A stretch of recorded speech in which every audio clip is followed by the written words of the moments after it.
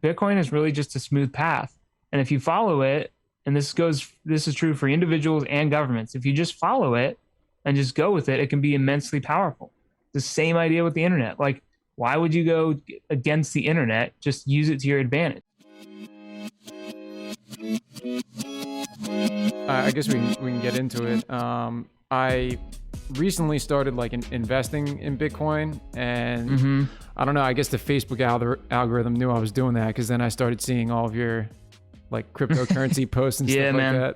like that. It's weird how you start thinking things and then you start seeing all these ads. I always take like screenshots for my friends, and I'm like, hey, we were just talking about this, and this is getting a little wild, Yeah. but it works well. Yeah. So I don't know if it was the algorithm that put all your stuff on my timeline, but I started this podcast.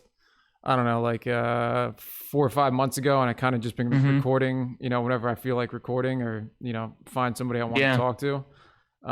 So I started investing in Bitcoin probably like mid-November ish, and at a recommendation of my cousin, and it's been doing like insanely well for me, obviously, right now. Yeah. So I kind of have been trying to talk to people who know more about cryptocurrency than me. Can you like explain a little bit like how the blockchain like technology works, if you know how it works for people who know? Absolutely. So there's a couple like underlying technologies, actually several, that have been in development for the past 80 years. A lot of people think that when they come into it, they're like, oh, Bitcoin's this new thing, and it's like, never been seen before. And that's true, but it's only true in the sense that it's really a combination of the technologies that have been put together. So those, broadly speaking, those are going to be technologies like public-private key cryptography, where you're able to essentially have an address and then a secret password that can unlock and mathematically prove that you own that address, and therefore, be allowed to do things with it. The entire internet relies on this framework too. So, and then you've also got this idea of a blockchain, which kind of gets hyped a lot. Blockchains are an interesting idea. They were actually described as a time chain originally by Satoshi Nakamoto, who's the synonymous creator of Bitcoin. And the idea of a time chain or a blockchain is that it's essentially just a database. That's the easiest way to think about it. It's like an Excel spreadsheet that there are tons and tons of copies of, and everybody's kind of talking to one another and checking the work of the ledger. So you can kind of think about it like, imagine if you were playing Monopoly, and you got the banker there, right? And he's doing the thing, and you're gonna go buy a property or whatever. Everybody is watching that banker, making sure that he's not playing any funny business, that he's not doing anything wrong, right? Yeah. Okay, so imagine that, but then you have computers that are doing the same thing. They're all looking at the same copy, and they're like, all right, you got this, you bought this, and they're all making their own notes, right? So they're sharing, a ledger. Some of the misconceptions of that are that, oh, well, this is some revolutionary technology. I mean, It's interesting, but it's incredibly energy intensive to do it, and it's pretty slow. And what they found out, I mean, I know some VCs that work with Fidelity and some of the other bigger players in the space, and they've invested a lot of money to try to find other use cases where, okay, how could this be helpful in supply chain and all this stuff? And there have literally been zero examples where that makes any sense, except for money. And the reason is, like, money needs to be truly valuable. Money needs settlement assurance. You need to be able to say, okay, when I give you this thing, you have this thing, and there's nothing that can get hacked or get clawed back. And so that's, broadly speaking, that's kind of like the idea behind blockchain, is that it's, if you want to go a little bit deeper, you look up what triple entry accounting, that's essentially what it is. Instead of having dual entry, you've got triple end, you got three parties that are all looking at the same books and making sure everybody's doing things right. That is energy intensive, both from a compute point of view, and then also just coordination, getting everybody to coordinate and do it in order. It takes a lot of effort and energy, and so that's kind of a long way of saying that, like, the idea that blockchain is going to somehow like revolutionize the world is just a load of crap. Like, it's been debunked for years and years and years. I just saw that God, some banker just came out. It could have been a JP Morgan banker or whatever, but anyway, they came out and they're like, oh, well, we're pretty fascinated by the underlying technology in Bitcoin, which is blockchain. It's like, dude, welcome to 2016. We've been talking about this for a long time. It's total crap. So anyway, those are kind of like some big ideas that I think kind of get thrown around as misconceptions that people ought to be aware of, so they don't get scammed, right? Like, that's when I talk to people or when I'm doing anything, because I mean, I don't work in the space, right? Like, people ask me all the time, they're like, oh, do you work in crypto or whatever? And I'm like, I mean, no, I just happen to have read thousands of pages and listened to hundreds and hundreds of hours of podcasts from people that really know what they're talking about, and followed it for a number of years. And so that's kind of where I derive a lot of my knowledge. But what happens is a lot of these people will come in and they'll look at Bitcoin, for example, and they'll have this thing called unit bias. And unit bias is essentially, they look at Bitcoin like, oh, I can't afford that. It's $50,000. It's $52,000. Even when it was 20K, people were saying that, and they don't realize that the thing that's different about Bitcoin that is, like, for example, Doge would be like a counter example to this. Doge has an inflation bug that was accidentally introduced into the code, and it has permanent inflation. So it's always going to inflate, like, over and over. So even though you're like, oh, this Doge is cheaper, right, they're making and diluting it all the time. It's like we have rampant inflation in Doge, and it's literally a meme coin. Like, it was a joke. It was a joke to create. It was just like a fun little project, and now, unfortunately, we got Elon like seriously considers some of this stuff, and you're like, bro, people are gonna get wrecked, quote unquote, investing in some of these things that are just scams. Yeah, my brother put some money into it. I know a bunch of other people that like invested in it, and I was telling him, like, there's no like there's no value to it, and there's no like real purpose of it. I mean, you can make, I guess you can make some money in the short term, but like overall, it's not the smart play. Yeah. There's always money to be made in the short term. And I mean, don't get confused with, people like me talking about how all these other coins are scams. I mean, they are. Like, the vast majority of them are scams.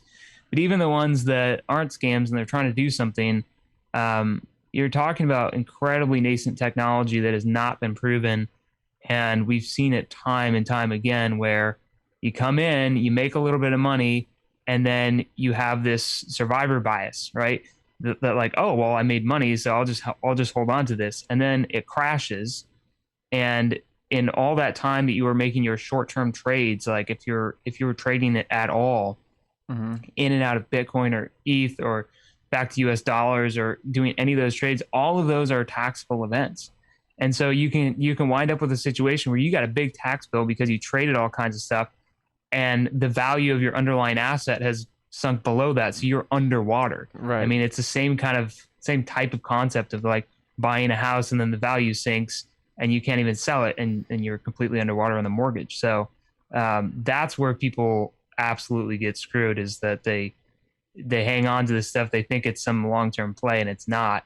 If you want to, particularly at this point, if you want to go up against some of the best traders in the world, then like be my guest, but just know that like you're likely going to lose some money before you make some. And particularly when you look at the charts, everything trends to zero in Bitcoin terms. Everything. If you look at a long enough time chart, that's what happens. And so the easiest, safest play the risk-free trade is like buy Bitcoin, hold it, get rich. It's like actually designed to pump forever. Yeah, so that's kind of the philosophy that I've taken with it, is that I'm just gonna, keep throwing like a little bit of cash in it, every so often when I have it, and then just hold it until it's like goes up really high and I can make a lot of money off of it, and then just pull it all out. Right. I haven't really done like short-term stuff. Yeah. I mean, really what it ends up doing is it becomes what they call like a savings technology, right? Mm-hmm. And the reason that's the interesting like psychology behind that is that because the price goes up over time and it continues to go up, even if, we just had like a couple year bear market, but that was 2 years. I mean, there's never been a 4-year period where Bitcoin hasn't been worth at least 20% more than the previous 4 years. So if your time horizon is long enough and you're just trying to stack some chips, you can do that on a recurring basis, and you're gonna have more value than when you started. Mm-hmm. And so the interesting thing is, because it continues to go up, you start to think about things in terms of Bitcoin, and you're like, okay, well, I could go to Chipotle today for lunch, or I could stack $20 of Bitcoin and just make a sandwich. And it's weird, but like I know people that have like 7-8 figure wealth in Bitcoin, and that's how they think.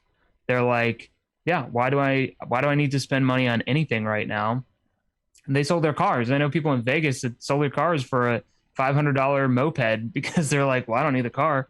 I got to pay my wife's tuition, for master's degrees or whatever. And yeah, I don't want to sell Bitcoin, so I'll just sell my car and ride around a $500 moped. And so that's the mentality. And not that pretty, like pretty you can't have fun or whatever, but it's like, bro, there's so much more to life than spending money. And so that's kind of the interesting thing that starts to happen when you start thinking in Bitcoin terms.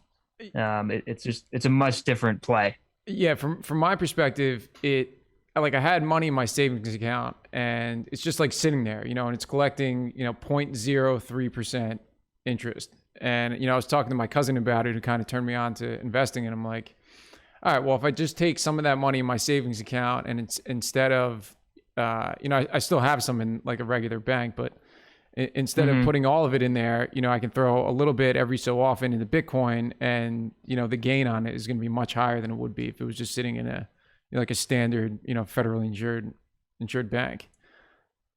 Yeah, well, I mean, we're at a point now where in the context of inflation, for example, this is like kind of a big topic that takes some time to really dissect, but I think kind of the main thing you got to think about in terms of keeping any kind of meaningful cash in US dollars is that you can't really look at like the official inflation number and use that as a measuring stick. And the reason is because they define that, like the CPI index is a defined index that changes. Like they literally change the rules of how they're measuring the inflation to meet targets that they're setting. And so you get told like, oh, well, CPI, inflation's only 2-3% or whatever, which by the way is ridiculous, that like, oh, so your money is devaluing 2% a year. If you keep it in a bank, they're going to give you 0.25%. So you're agreeing to lose money every year that compounds. Right. And this gets to like another point that that Musk like harps on a lot. Like humans are not designed to think in exponential curves, right? Like you can't actually wrap your brain around a non-linear relationship, meaning that like when it's like you ask somebody like, what if you could fold a piece of paper 50 times? Well, I mean, you can't, but if you could, like how far would it reach? And most people will say like, oh, it might reach as tall as the Sears Tower, the Empire State Building, or maybe it would go to the moon. It would go to the sun if you folded a piece of paper 50 times and doubled it 50 times on top of itself. And so that's just an interesting like, concept there. Like, yeah, it's just like this weird thing where it's like, oh shit, like, yeah, I guess I can't really think about things like that. Like humans are meant to think in linear. terms. And so you have this inflation, which is defined for you. You don't even get to say what it is. And frankly, it's different for different people, right? Like, what if the price of steak went up, 20%? Well, that's inflation. But what if you're a vegan and you don't eat steak? Like, who cares? Right. Or yeah, I guess it's what all if relative. you're, like, for example, right now, like, what if you, instead of buying like consumable items, like you want to own assets that accrue value over time? Well, that stuff's going up like crazy. Like, if you look at New York real estate or any kind of real estate right now, dude, inflation's off the charts because the stuff that you actually want to buy or like putting money into, it's getting more and more expensive, meaning the dollars you have do less. And so this idea that like, oh, you just put it in a savings account and everything will be fine is ridiculous because the value of your currency is going down all the time. And it's been going down for a long time. Now we've got COVID. Like, this was a thing a long time ago, and now we've got COVID, and it's like the pin that like is pricking the bubble. Right. And the interesting thing now is that you've got this dynamic where inflation's kind of running rampant. The Fed's printing a lot of money and doing a lot of like very targeted what we call like real economy injections. Before, during 2008, like when we were working on the Hill, right? Like, it was just like, oh, we're going to take over the banks and we're going to inject a bunch of money into the banks. Well, all he really did was inject it into balance sheets and buying corporate debt and that kind of thing. It didn't really come down to like the people, right? Where, they could actually spend the money and then you would see the inflation. So it was very hidden in that way.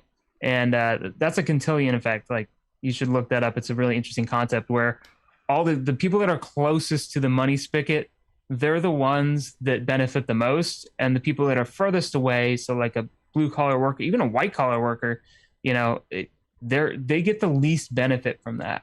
And so anyway, that's part of why money printing is like, frankly, a sin in my opinion. Like, the fact that we do this is just insane. And the real problem with it is that it used to be like when you did have sound money, like gold was fairly sound, right? Right. There's a lot to it that could not be changed. When you did have that, this is why in the Bible, like they talk about like putting a third of your wealth in gold.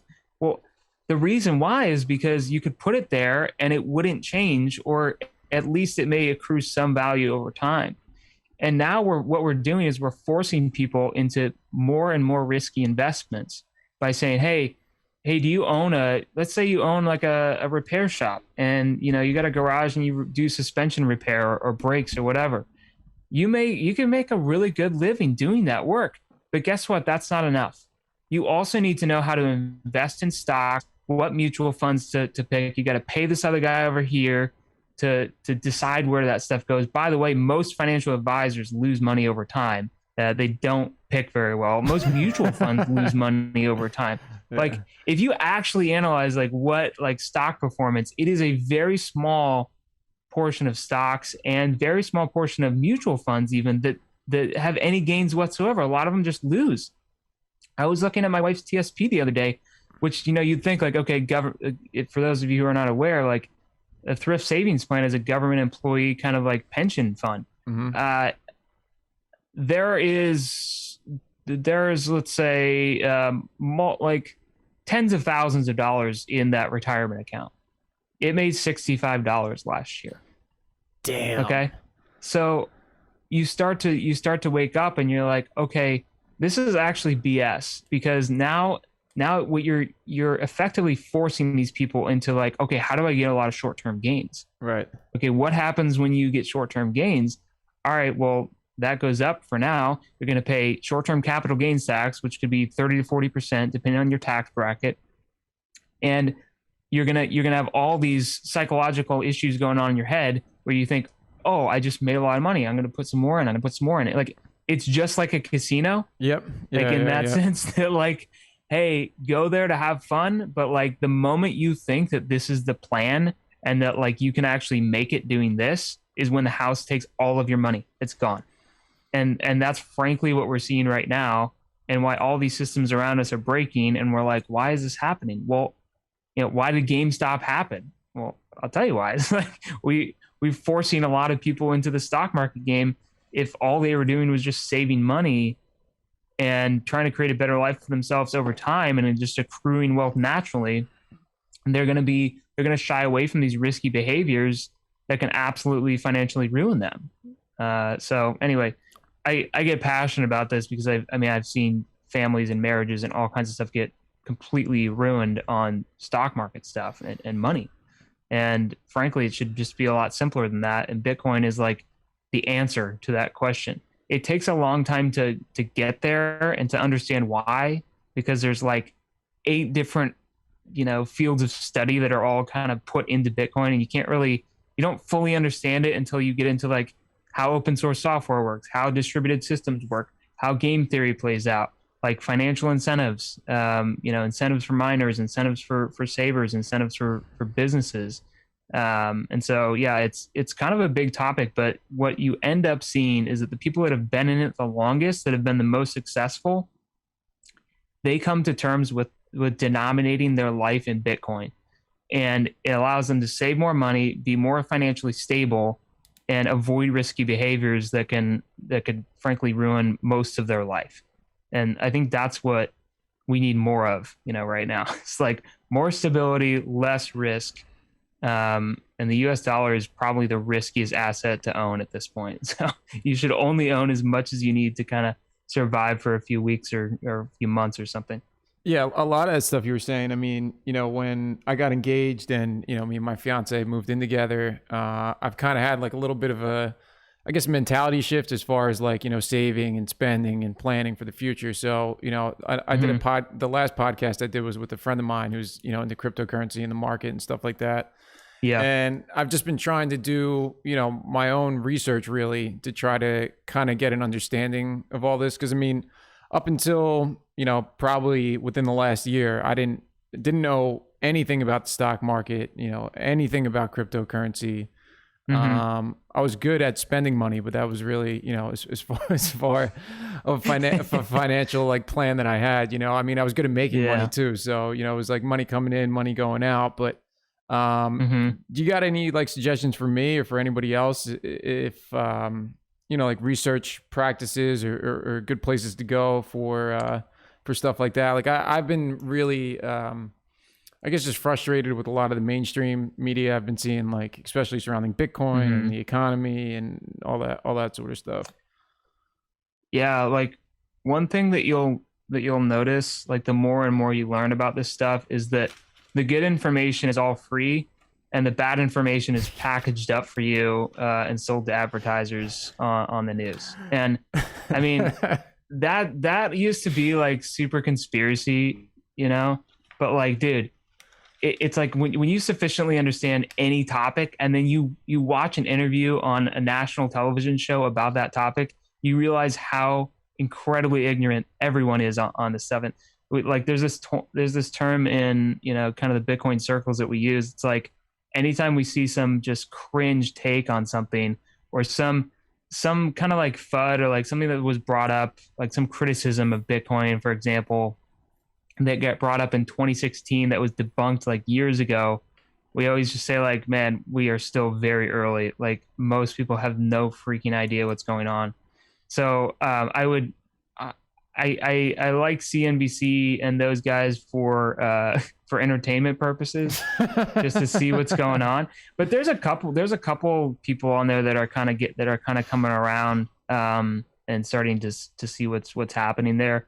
There's a guy, Anthony Pompliano, that is he's an LP at Morgan Creek Digital, and he's a good dude. Like he's a New Yorker. He's got some good chops in the financial markets and investing, and he understands Bitcoin very well. Was a very early investor.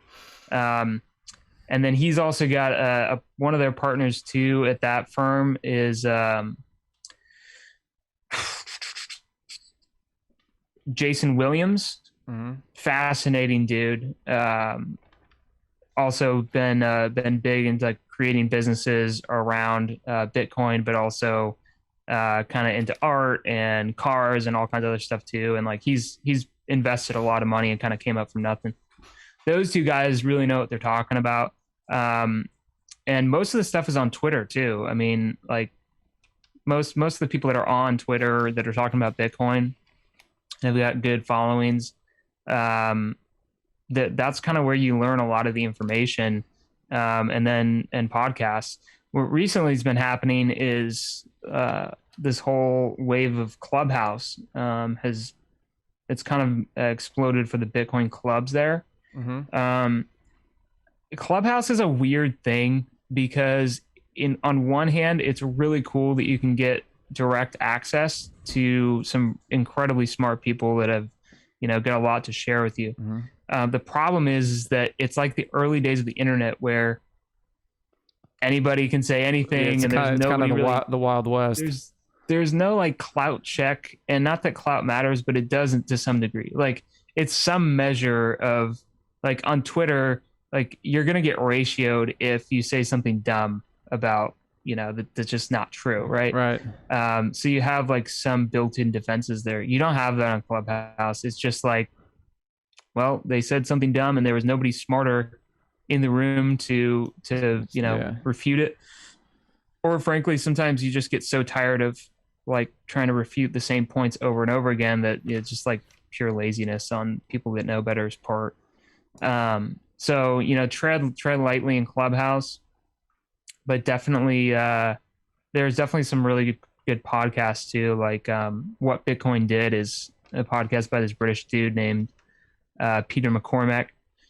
A lot of really good guests on there that he's had, and very well produced, etc. They've got really high quality content. So yeah, and then there's a little bit more edgy, like daily news or weekly news, I should say. There's a podcast called Tales from the Crypt, TFTC, mm-hmm. and there's two guys that host that, Marty Bent and Matt Odell. And they're cool because they're pretty young, and so it's definitely like a younger crowd, and right. Like definitely much more kind of extreme, but good people to learn stuff from. They really know their stuff, and that. So yeah, I mean, for anybody that's kind of like just trying to wade into this, I mean, you kind of just need to immerse yourself in a lot of stuff, and there's a lot of different angles to it as well. There's a guy named Preston Pish, I know I'm rattling off a bunch of names. There's a guy named mm-hmm. Preston Pish, for example, who works in traditional finance. He has background in that. He was a West Point grad, fighter pilot, like did all kinds of crazy stuff, super smart. And he talks, and like he loses me sometimes because he's like on another level with the financial markets. So like he talks to like, he's kind of talking to a different audience. But you can learn a lot from kind of his take on that kind of thing. And then you've got, developers in the space that like, they're going to be talking about, more of the technical stuff and kind of getting into that. Like Justin Moon is a really good example of that. And there's a big kind of cohort of Bitcoiners and stuff in Austin that kind of get together. And so, yeah, the sky's the limit in terms of content and stuff. You just kind of, you got to be able to figure out who's actually telling the truth, and be able to just sift through trying all to of it. Scam you. Yeah, because what'll end up happening is, and this has happened with like very prominent Bitcoiners. They'll go off and like start some project where they want to sell you a coin or something, mm-hmm. and they could have spent like 4 or 5 years just building up their credibility within the community, contributing. Just being like proper Bitcoiner, and then decide like, oh, I'm going to go create this random token that we don't know what it does, but whatever. And essentially it's going to scam people, and they just get annihilated. I mean, the heroes get slayed like really fast. There's not a lot of mercy that's shown to people that, are going to go off and try to create some scam thing. So always be aware of that. Now, are you investing all in any other like cryptocurrencies besides Bitcoin? None, not even. What about like Ethereum? No, nothing. Total scam. Really? Okay. And then, right. So here's the thing, and it's weird. It probably like it always comes off like really brash, but here's the thing, like Ethereum. even started as a dishonest project, right? They had a 70% pre-mine, which means 70% of the supply was mined already. They did distribute that over time and what have you, but they essentially just created money for themselves. I mean, that is objectively what happened. And it's not that they haven't put an effort into it, but the narrative keeps changing. I mean, if you've been around long enough, you've come from Ethereum was going to be a world computer to now. Then there was this narrative about money, which they had a really big problem with because they had a lot of technical flaws that actually forced a hard fork on the blockchain. I mean, the list goes on and on and on in terms of like the confusion that exists behind Ethereum. And that's why, I point out, okay, Tesla, MicroStrategy, Cash App, and Square, like these people have put in billions of dollars in, and they've traded it for Bitcoin. No one has put Ethereum on a corporate balance sheet. And you should look at that and ask the question, okay, why is that? I mean, I always invite people to dig in and say, all right, like, hey, I'm open to the idea, but like, why does this thing suck, or why is it so great? And what you end up seeing, particularly with money, is that it's really a winner take all kind of thing. And if Ethereum wants to experiment and kind of be like the sandbox for smart contracts or this idea of staking, like it's interesting, but the base layer is not sound. And that's what it really comes down to, is like an analogy for it, which is somewhat similar, is the internet, right? The internet is built on layers. So you have TCP/IP, which is the base, like basically just like the handshaking and like really basic communication that computers use to talk to one another. And then on top of that, you have HTTP. And then on top of that, you've got JavaScript, and you've got HTML and all these other things. Well, it's almost like Ethereum is like JavaScript or, HTML. And they're over here saying, hey, like TCP/IP is dumb because all you can do is just like talk to computers. You can't build web pages. You can't do YouTube. You can't do all these other things. Like we want to be able to send video and do FaceTime and Zoom calls and all this stuff. You can't do that on TCP/IP. TCP/IP is a really dumb, straightforward, but sound communication protocol. And so it's like, that's cool, but we can build it on top of TCP/IP. You can build anything you want on top of Bitcoin because Bitcoin is this rock solid foundation. And then on top of that, you can do all kinds of stuff that get purported to be like, oh, this is the future. We can do instant payments, etc. Okay. Go do me a favor. Go look up a company called Strike, which is headed up by Jack Mallers. And they are doing instantaneous payments over the Lightning Network, which is a layer that's built on top of Bitcoin.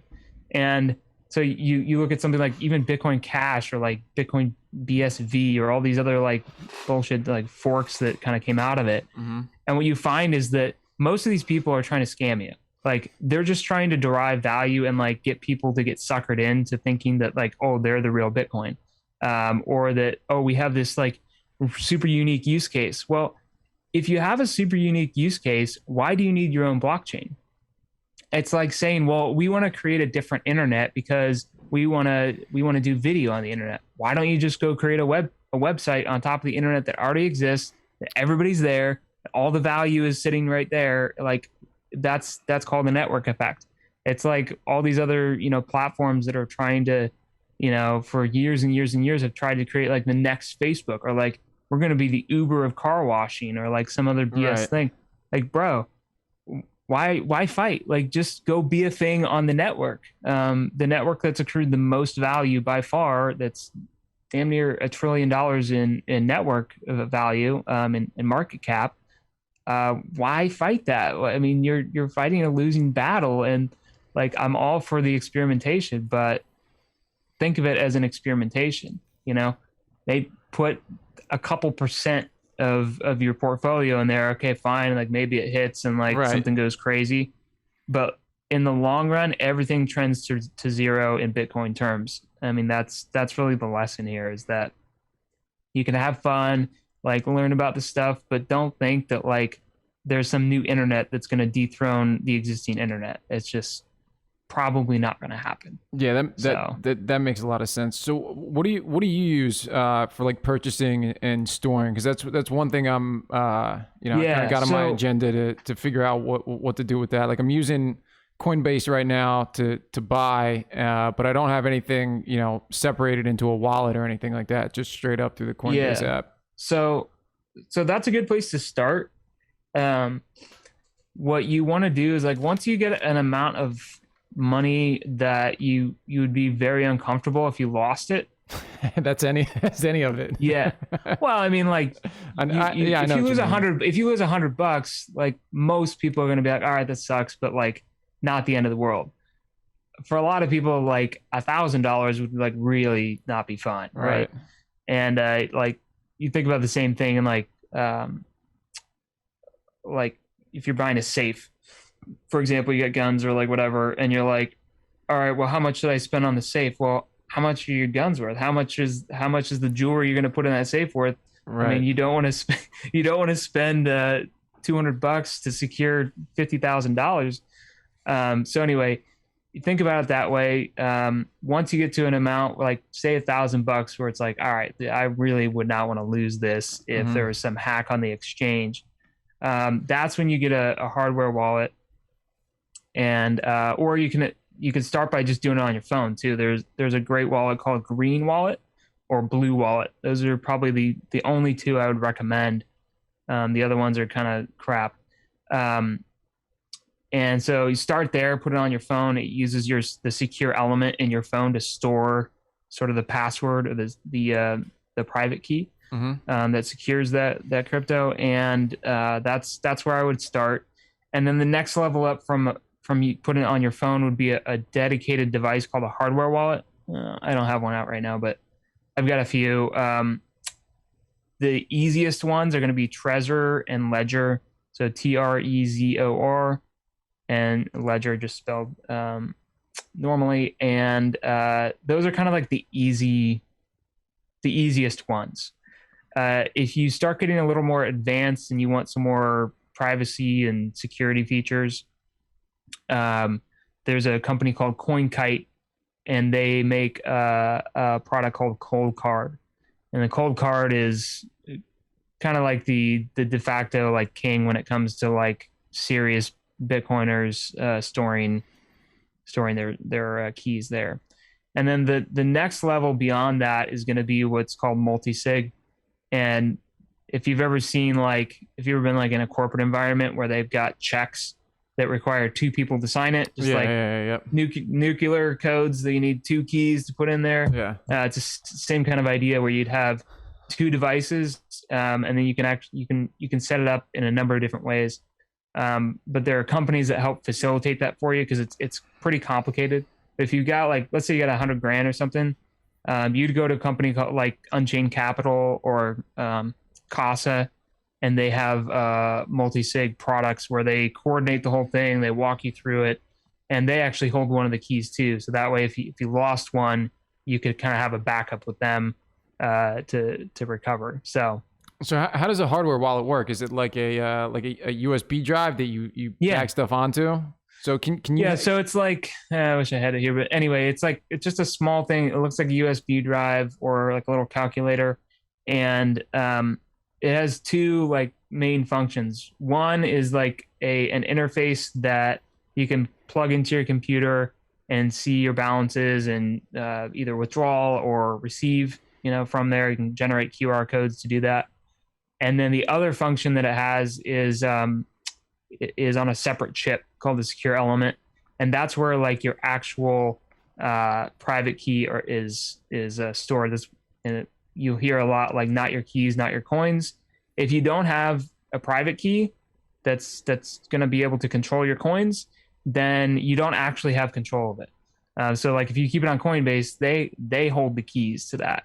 So if they go bust or the government comes in and says, hey, we're actually confiscating Bitcoin now, that's where they're going to go. It's like keeping gold in a safe at the bank. A lot of people don't know this, but back in the 30s, they had Executive Order 6102, and that basically the government said, "Hey, we're confiscating all the gold in the United States." And what they didn't go door to door; they just went to the banks because that's where people kept stuff. And so, if you hold your private key, which your hardware wallet will do for you securely, then you have control of your funds, and nobody can take them from you. So that's kind of where this like self sovereignty thing comes in, where, hey, if you want to remove that risk of like some company screwing something up, like Robinhood has, for example. Right. If you want to eliminate the risk of the company screwing up, then you can take control of it. The flip side of that, though, is that if you lose that key, if you lose that hardware wallet and the backup, because you can make a backup for it as well. If you lose that, you're done. Like, yeah, that's like the situation, I see on people like, that they like, can't remember the keys, or, they misplaced the flash drive or whatever. And they, they would have like, $500 million if they didn't lose it. So it's something that you buy, and then does it come like with a backup or something like that? Cause that was the next thing I was going to ask you. Does it have like a backup? So what you can do is when you set up the device, there are either 12 or 24. It varies on device, but there are 12 or 24 words that you write down in a specific order. It gives you the order. You write them down, and those words are your backup.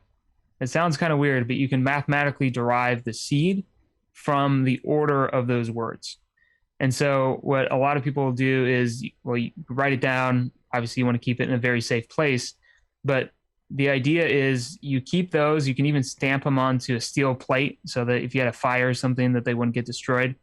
If you lose your device, if you lose like that, or it just breaks or whatever, or gets destroyed in a fire, you can take those words, get a brand new device, because they all operate on the same standard, and then put in those words, and it will regenerate everything, and that's your entire backup. So it's the words that are not the more important part, but that's the thing you can't lose. That's the thing you really don't want to lose, because with the words, you can, like, if somebody took those words from you, then they could go spin up their own wallet and steal your funds potentially pretty quickly.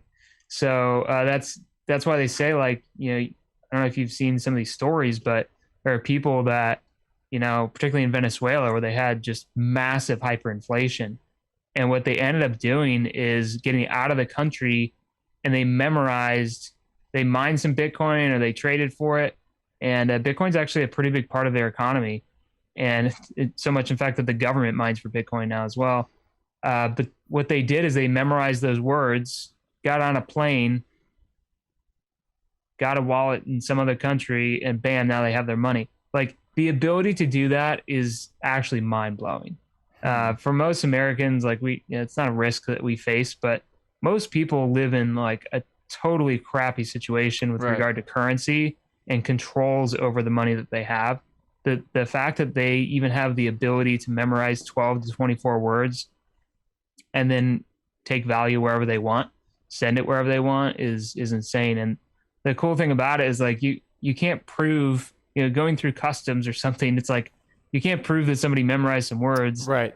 You can't even prove what's on your phone, really. I mean, they can't even really like analyze it to that degree. There's nothing that they can really do about it. So Bitcoin's more than just, number go up and making a lot of money. Like, it actually provides some very real utility to people that are under authoritarian, regimes. So. Yeah, I mean, there's nothing to say that couldn't happen here as far as, financial regulation and things like that. It's happened, dude. Like I said, like, people forget that the government literally said, I mean, think about this. We went from gold to gold-backed notes. Then with transition periods, like, well, gold kind of sucks because, like, you can't, like, shave it off and, like, go pay for anything, or even if you're paying large amounts, like, you can't pay your mortgage. It's like, okay, how much do I weigh now? Like, it's dumb, right? And so that's why they said, well, let's just use these notes, and then you can redeem for gold any time you want. So you trade the banknotes, we'll just call them gold notes. You can trade these between yourself, just like we do cash now. But, like, you could go to any bank and redeem that note for the equivalent amount of gold at any time. And then the government said, yeah, we're not going to do that anymore. We're going to get off this gold standard. And then they also said, oh, we're actually going to take all the gold.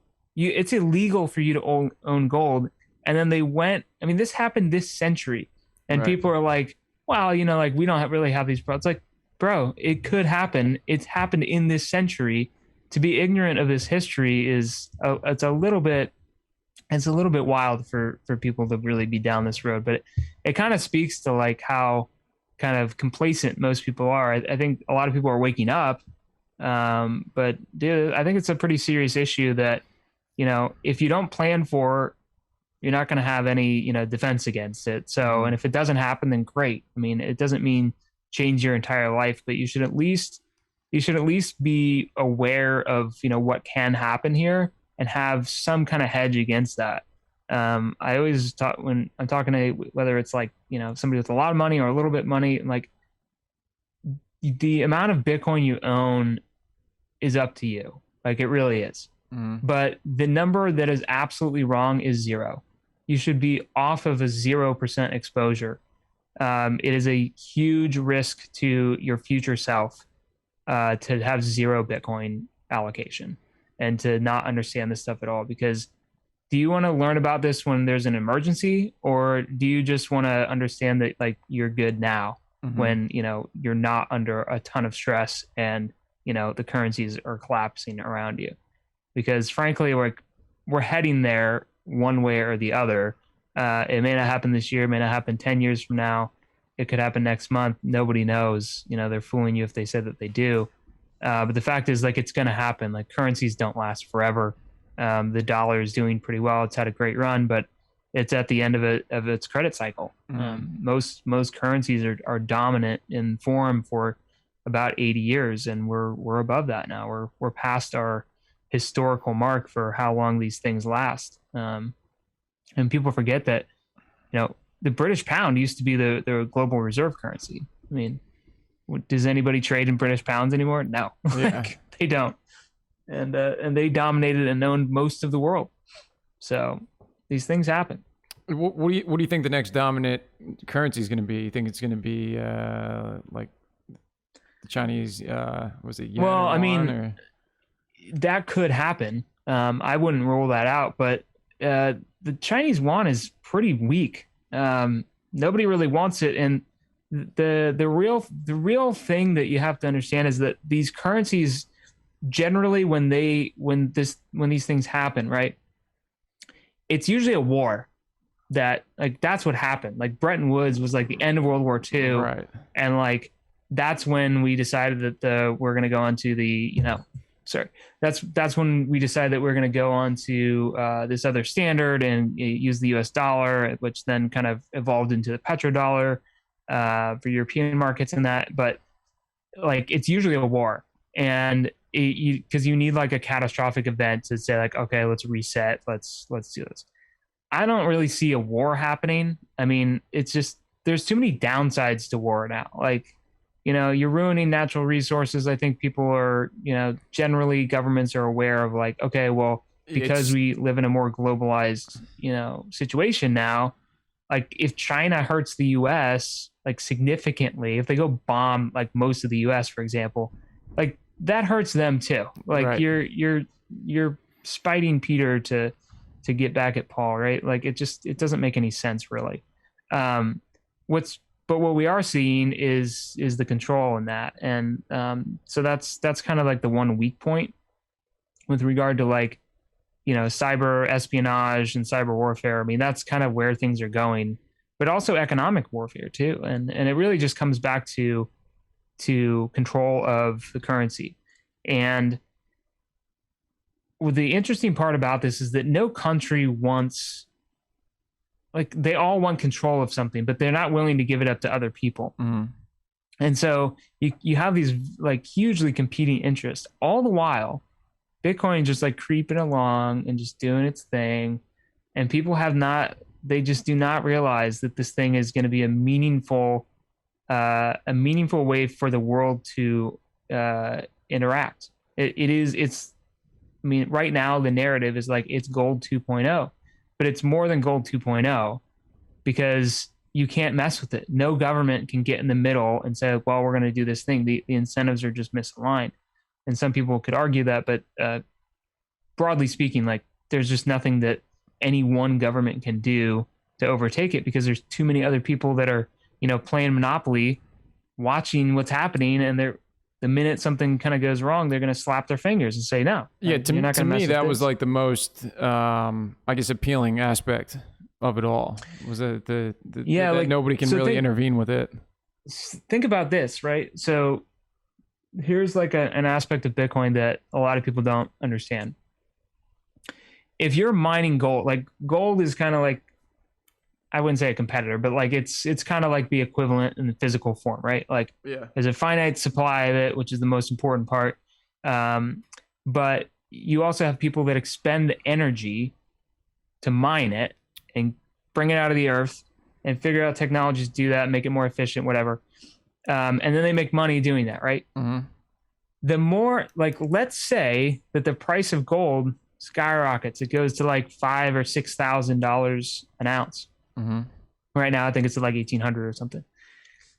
If that happens, then the incentive to go get that gold out of the ground increase. So all of a sudden, it's kind of like, when you go drill for oil and you find out, oh, well, there's only, a limited supply of oil here. It's not worth it to us to build a pipeline.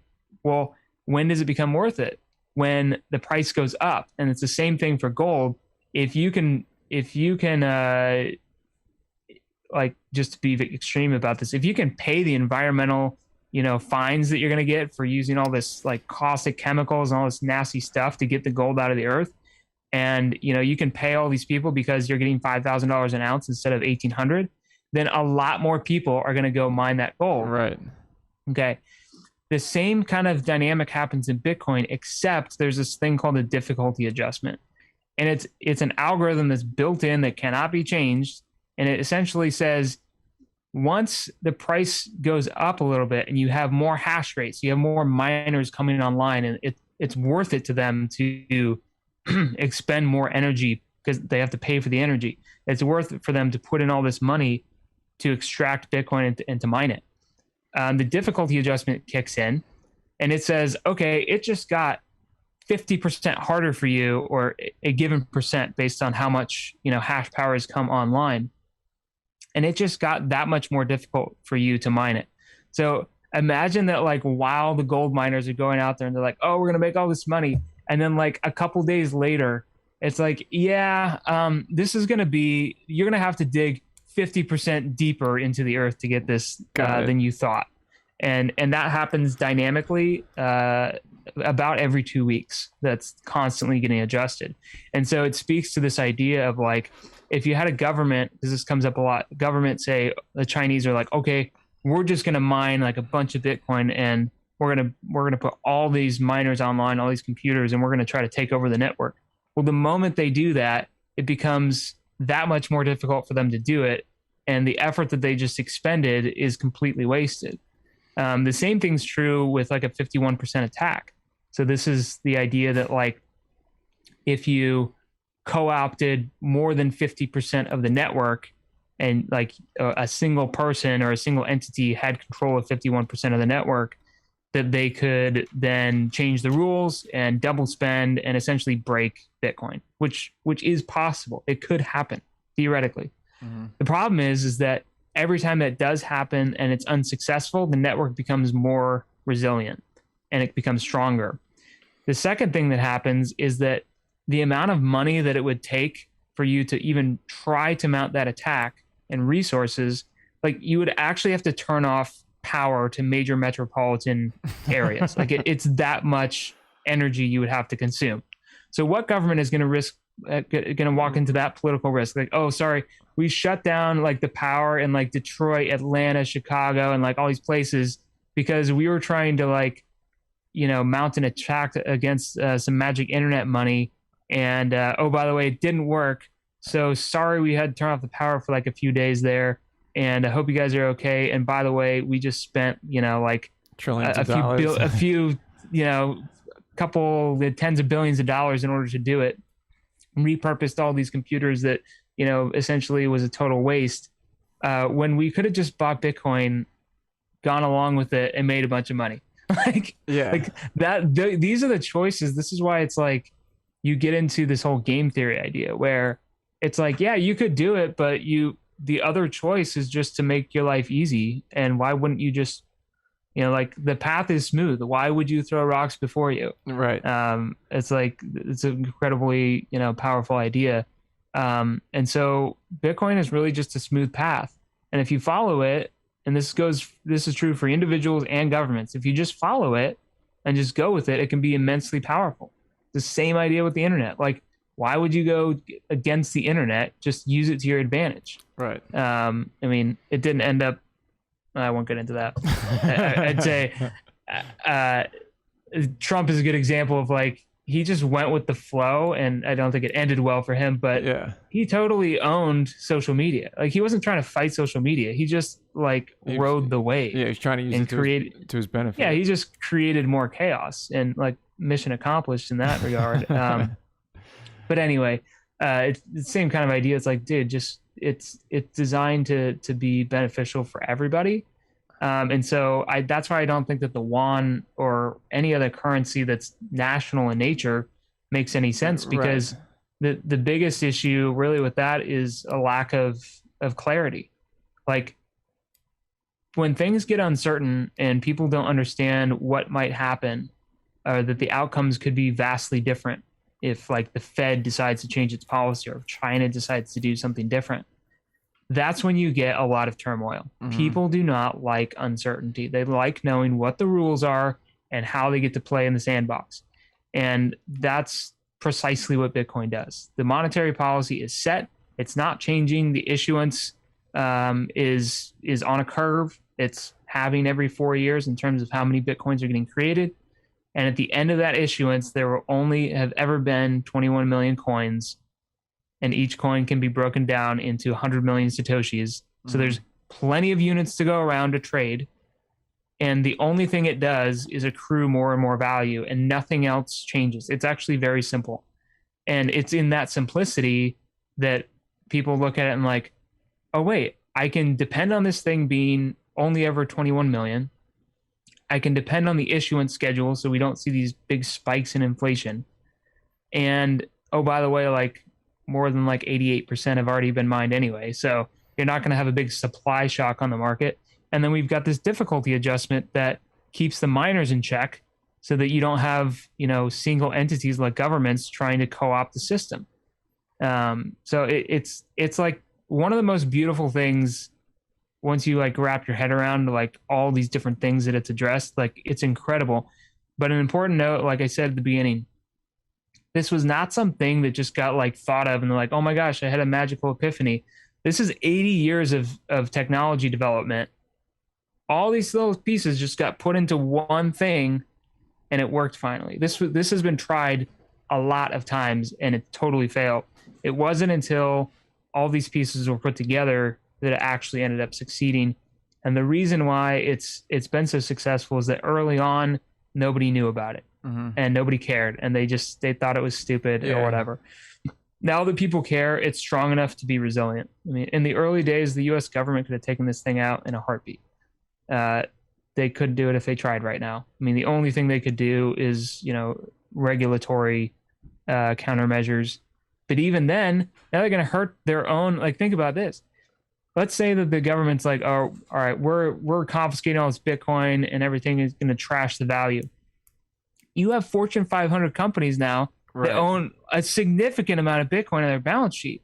What are you going to do to their pensions? Like, what are you going to do with 401ks and the equities market if you say, oh, hey, we're going to take Bitcoin like out? Like, you're shooting yourself in the foot.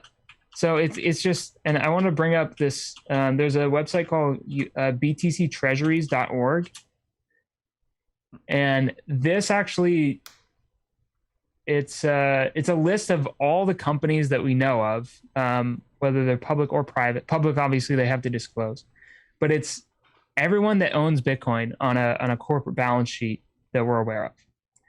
And what you'll see here is at the bottom, you'll actually have the basis price, total today's value. So the total value right now is $65 billion. Jeez. Yeah, I'm looking at this right now. Yeah. So, hey, U.S. government, you want to wipe $65 billion off of corporate balance sheets? Like, there's a lot of lawyers that would like to have a word with you right now. and that's essentially what's happening. And that's why a lot of us are pushing this narrative of like, hey, like Elon's on board. I mean, that alone should be like, I mean, think about if Bill Gates and then in the early 90s, the late 90s decided to do something, like everybody would be like, oh my God, the richest guy in the world. Like, this is probably means something. Right. And they didn't like buy a couple $1 million. They bought $1.5 billion worth of Bitcoin. So maybe, people should wake up a little bit. And I don't think that the U.S. government is going to survive a fight between corporate America attorneys and the interest of the stock market continuing to go up. I mean, that's the one thing that they just can't do right now. They cannot let the stock market go down. So now that Bitcoin is essentially on the stock market, there's not much that they can do. It would make life more difficult for them anyway, as if they didn't have enough problems. Yeah. I got one more question for you. Man. What's your theory on the genesis of Bitcoin and Satoshi as a, what's your theory? Yeah, so I don't know, man. It's one of these things that gets talked about a lot, just because it's kind of like folklore and it's kind of fun. Yeah. But for like people who don't know, like nobody knows who Satoshi Nakamoto is. It was a pseudonym used on a mailing list of cypherpunks that were kind of into this like crypto anarchy idea where, hey, we don't want government controlling our money, basically. Right. And that's what like cypherpunks are all about. and they want the ability to use encryption to protect their data, which ironically was like a big fight that the US government had that like went to the Supreme Court, because they didn't want the public to be able to have the ability to use encryption. What do we use every day right now is essentially derivatives of PGP encryption, of like this thing that literally went to the Supreme Court. Essentially what they ruled was like, well, it's code. Code is speech. We can't limit, like, this is a First Amendment issue. You can't really limit speech. And that's why when you log into your iPhone or whatever, you're using encryption. The government did not want you to have that before, and they fought it really hard. When was this? It was considered a weapon of war. I mean, it really was. Think about the what was that movie about the Enigma machine that the Nazis were using, and they broke the code. Anyway, but I mean, it was truly a weapon of war that only governments had, and they didn't want people to have it. And so there was this mailing list of, cypherpunks that were kind of into this idea of, okay, how do we create like our own money and all this stuff? And like I said, this has been tried, a lot before. And what ended up happening is there's a guy, someone or a group of people, we don't really know. Right. They submitted, they'd been active like on this list, but they said, hey, I came up with this idea for, this electronic, cash type system. And by the way, when we say cash, very important to note that cash is a bearer instrument, meaning that like if you have this thing, this is a bit like this is a pen. If I give it to you, you have the pen. Right. Whereas a US dollar is just an IOU. It's actually the US dollar is built on credit right now. Right. So it's essentially like trading credit card points back and forth. They're not real. They're just made up. So that's the sense, because you'll get some people that say, well, they meant it for payments. No, that's not how the world actually works. But anyway, leave that aside. This person, Satoshi Nakamoto, published the white paper, which you can read anywhere. Lots of people host it, and it's kind of technical, but it describes like how the system would work and all this stuff, what they would use.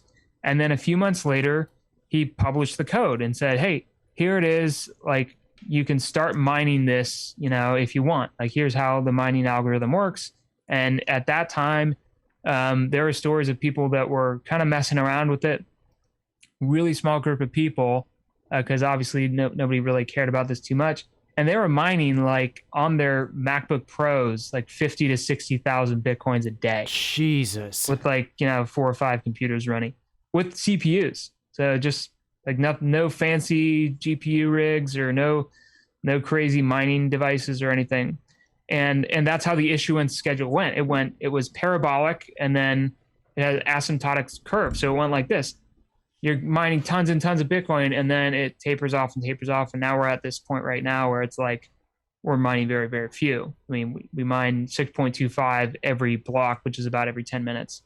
So imagine going from 60,000 a day to 6.25 per 10 minutes. So that's the genesis. And what ended up happening was there's a lot. Satoshi led the development of this on the forum Bitcoin Talk, which still exists today, and you can go look at what he wrote. I mean, the posts are still there, and he kind of led the project. And there's some other people. Hal Finney is another guy that got involved early on. He was a big proponent of cryptography and super smart dude. He ended up dying in 2014, I think it was. But he's famous for being the first person to tweet about Bitcoin, and he said "running Bitcoin," which is his kind of like iconic tweet, and was a great guy. There's a bunch of other people too that got involved, and eventually it got handed over to some other people. And Satoshi said, "Hey, I've got other projects I'm working on. Like, I'm done." Mm-hmm. And nobody's ever heard from him since. He's never posted anything else, and his coin, like, you can prove what coins he owns because they're the first ones that were mined. So you, like by process of elimination, you can figure that stuff out. And those coins have not moved. And I mean, there's like billions of dollars worth of coins that are just sitting there, and nobody's moved them. They didn't move them during the 2017 run, and they haven't moved them now. And I mean, it's likely that, Hal Finney could have been him, but then his writing style doesn't always match. It actually matches somebody else called Nick Szabo, who's still alive, and like big like polymath thinker and that. So nobody really knows, and there's some interesting theories doing like analysis on the writing style and all that. Right. But I think the fact that like the coins haven't moved at all, and there's like billions and like not even like 20 grand has moved, like it's just nothing. It kind of points to Hal Finney having control over those coins, or at least the majority of them, because he passed away. So that's kind of where it's either between him or Nick Szabo. Those are kind of the two people that I think it could be, or maybe they work together. It could be both of them. Yeah. Yeah. Jeez, well, that was great, man. I feel like I learned a lot. It was good. Yeah, well, with you too, man. It's probably a fire hose, so some of this stuff will come back to you later. Like you'll read about it, you'll be like, "Oh, okay, cool. I kind of get what he was talking about there." Yeah, I was taking some notes down and stuff I need to look into. Yeah. So, well, hopefully that gave you something to go on and spark some curiosity and stuff. And the important thing about any of this stuff is like just keep learning about it, just keep digging in. Trying to figure out, what's true. It's a fun journey. It's a fun process. There's no shortage of content, and interesting content at that, that talks about all the stuff that I was talking about and more. So like, if you've got any interest in like government getting out of your life, like any kind of like libertarian leanings, if you've got any kind of like, frankly, like a liberal social justice, warrior type leanings. If you're a hardcore capitalist, Bitcoin is for you. Like it doesn't really matter where you come from. Bitcoin is actually for you. And like the old saying goes, like you may not be interested in Bitcoin, but Bitcoin is interested in you. And so I'll leave it at that, and hopefully you can keep going down the rabbit hole a little bit and have fun during the process. Yeah, thanks, man. I'll let you get back on with the rest of your day. I hope it's nice and warm out there in California for you. Oh, it's nice. I'm going to go out in the sun here very shortly. Yeah, it's snowing here. Enjoy, man. All right. I'll talk soon. All right, bye. Take it easy. Yeah.